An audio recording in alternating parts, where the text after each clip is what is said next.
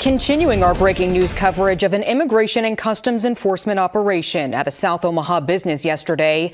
ICE releasing this video within the past hour and a half. Yeah, the video shows ICE officers entering Glen Valley Foods. This is near 67th and J yesterday morning. The officers then gathering the workers, directing them to the cafeteria where they can check their papers. ICE tells us today more than 70 people were detained and one was arrested for allegedly attacking federal agents and officers.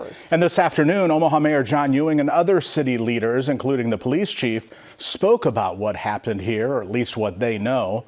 First Alert 6's Andrew Pfeiffer has returned. He joins us live in the newsroom. Andrew, what did you find out today? Well, Brian, Aaron, city officials spoke with the public this afternoon to answer some of the many unanswered questions. We heard from Mayor Ewing, Police Chief Todd Schmaderer, and a few others as well. One of the main points the police chief wanted to get across was their role and knowledge of what was happening. Schmaderer says 10 days before the operation, the city was made aware that something might occur. However, he says they were not told when or where. They were called that morning to help control traffic for public safety. Meanwhile, Mayor Ewing expressed his compassion for the children and the families affected.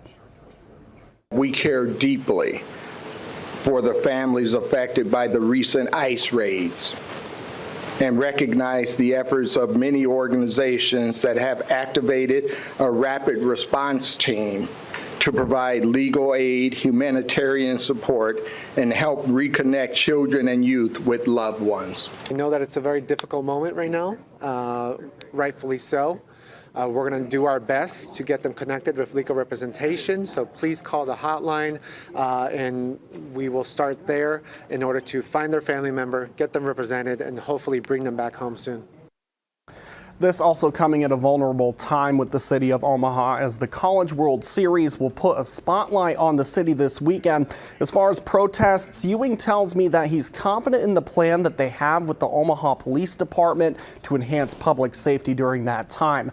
And the mayor also called upon Congress to take action to create a new immigration policy that would likely avoid situations like these. According to officials, not one of those 80 people detained had a violent criminal record. Reporting live in the newsroom, I'm Andrew Pfeiffer, First Alert 6. Now, one of the